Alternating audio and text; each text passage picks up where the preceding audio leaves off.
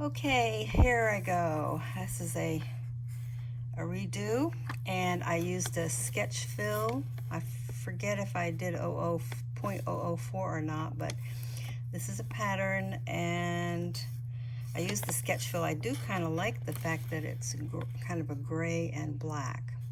So it's got all of the little, you can't even see them, I don't think, but yeah, there you can see right there some of the perforations. So this should make it easy.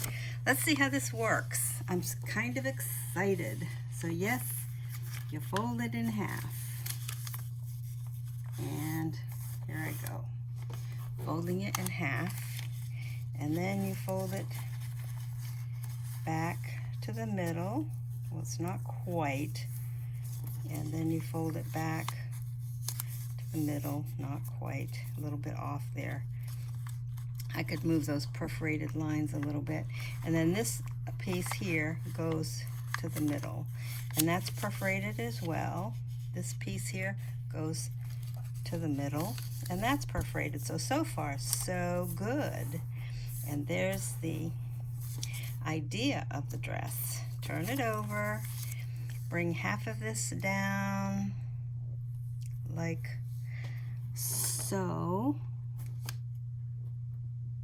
Like so, and the other half down so, like so, right? And burnish it a little bit. I'll use a toothpick, and then bring it forward, because what you really want to do is, instead of having little mountains, you want to have valleys like that. So you know where the mark is. Whoops. And you can just push it in. Right, and that's going to make the neckline. Let's see how that works out. So you press that, push half of it down, right? Then this half goes to this line. Let's see if I can do that. I didn't score or anything, but there it is, just like that. And this one here goes up like that. Yep. And that's going to create the neckline. Look at that. So far, so good. Okay, then I perforated, and you can't see them. Let's see. It's supposed to be halfway up. Let's see if it did. Yeah, there it goes. We're making the skirt. And I know, let's see, the line is on top. So I'm going to actually makes that just a tad bit longer than the bodice. There we go. Oh, it's looking pretty good. We've got the pattern going. Then you lift the skirt. I use a toothpick, and you just kind of angle it up so we can get a little flare going. Yeah, whoops, there we go.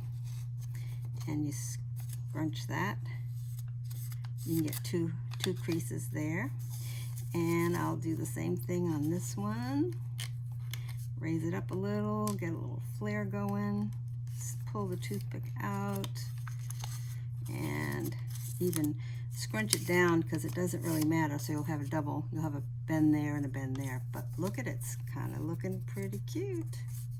I'm very happy so far with my printing. Now, you turn it over, and you bring this part in, and this part in, and this part in. This is going to be the bodice. And then you angle these little bits out, and I did put a fine, yep, and it works too, a very fine, it's a lot easier than doing it without the perforations that the Cameo put in. It's really cool. See how it wants to bend easily? And there's just a tiny bit right there. Yeah, that worked out great. Now, the dress is done. You just bring out the sleeve. And I managed to get that printed as well. Oh, I'm so excited. Oh, I love it. I had to learn the hard way though. And there's a sleeve. This is copy paper that has been scribbled on by my sketch pen. it is. Look at that. Is that not adorable? What do you think? All done. Now that I have this pattern, I can make it any size I want. I can add patterns, and I could just take a little bit of one of my stickers here. Maybe a big one would be cute. Oh, I love this pattern. Look at that. Is that cute? Maybe I could take a little one and stick it inside it, like so. Oops, that's a little big. Oopsie. Maybe I shouldn't have done that. Oh no, I can always, let's see. Yeah, there we go. Sort of. Yeah. And then put a little bead in there or something. Haven't decided what. But anyway, is that cute? What do you think, guys? All done. Well, I got the idea from G.I. Kerr, K-E-R-R, who makes these shabby chic ones. And I made a whole slew of them using paper. And then I thought, well, how can I use my Cameo? And of course, what I haven't done yet is add the paper clip to the back, which is no big deal. I take a little piece of, cut a little piece of cardstock,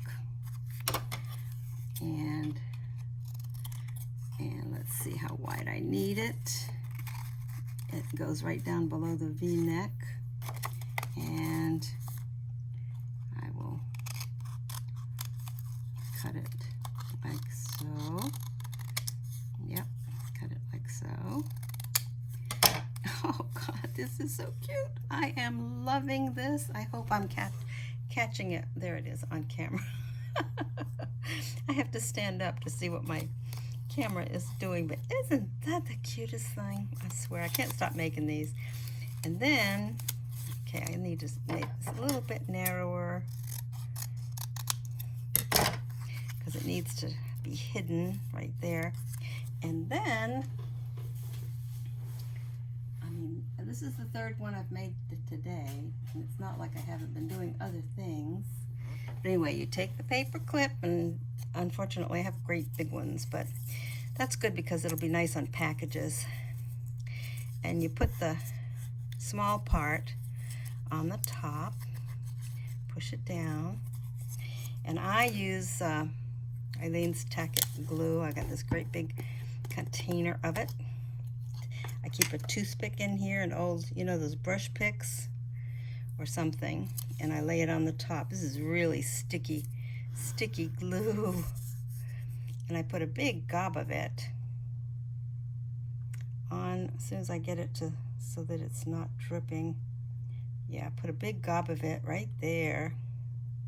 Turn the toothpick around. The key here is to try not to get as little as possible on your hands, because this stuff is very sticky, but it does the job nicely, frankly. I do like this glue. There's all kinds of glue you can use, however, and I do like, even though the paper is copy paper, I like putting a cardstock backing on it. It gives it a little more body where it needs to go, and try to get all the glue where it needs to be. And let me get some in that corner. And then I'm done, actually done. I usually put my toothpick there, cover up my glue because it dries quickly. Turn this little baby over. And oops, what happened here? I think I cut it. Oh well, now I've got stuff on my fingers. I hate that part. Hate that part. And I just position it. Oops. No, I put the glue on the wrong side. I had been using this as a scrap piece, so what I'm going to do is just take my pen and scribble all over it. Yeah, I meant to I put the glue on the wrong side. This is the long side of the paper clip, and it should be the short side. But what do you think, folks? Using my Cameo silhouette and a pen to draw the design, I made the And I use the color coding. I have a Cameo 4, and I use the line color system where I think this was black, and then the outline was blue. But if anybody wants this file that I've created, you can use whatever patterns you want in there, and now you know, and it works like a charm. So I usually like to get the little neck pieces tucked in, which I've done. Anyway, this is cute, cute, cute, cute, cute, cute. Now I have to tell you, I didn't show you how I made the design, but I found a design, and it wasn't, I didn't want it big, so I added like quadrants, two for the skirt, and then 2 smaller ones at the top, and I shrunk the pattern down just a tad because it was the bodice.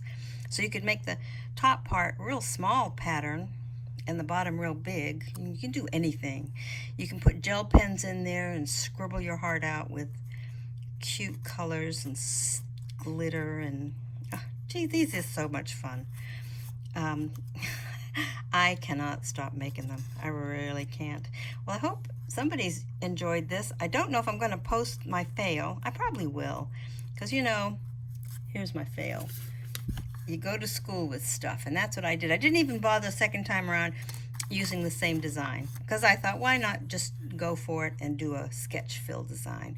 But anyway, here's the one I had made earlier, and I opened it back up, and of course I missed it, right? I just missed it entirely, because this was the center and that was the sleeve. All this whole stuff needed to be pushed over there. This stuff here needed to be pushed over there. Well, I was able to design it, and this is going in the trash can because I sure know how to do it now. Anyway, I hope you all like it. It was so much fun.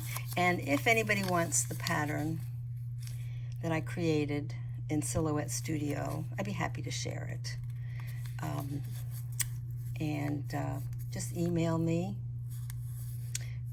paulinepdm@gmail.com. Anyway, hope I don't get a whole lot of spam as a result of saying that. But anyway, I hope you all are having fun. These, once you start making these, I swear you won't be able to stop. And most people will make them out of pattern paper. I like to I like to try new things, and I did hand painted papers like this one here.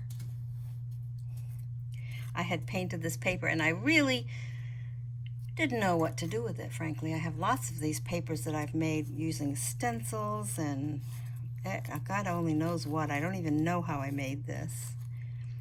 But that's the paper clip. You can see the long one now. I should have put the short one, but I was busy talking to you and got distracted by this cute little dress.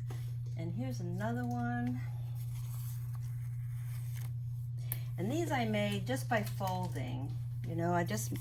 But you know, it's tricky. This one here, I actually, my silhouette cut out these small little things and I applied them like embroidery. This is a painted paper of mine, and I really enjoyed making that one. And here's another one. Each one I try to do something different and fun. Whoops, how am I going to get this out? Okay, here's another one. I love this one too. Isn't that pretty? And then, let's see. I think this was the very first one I made. So cute. And I drew a little bow on there. But this is hand-painted cardstock, actually, I think. And this is some more hand-painted paper. No, this was the first one I made. This is just traditional scrapbook paper. But I did add a little white embellishment. And which one, let me see which ones I got here.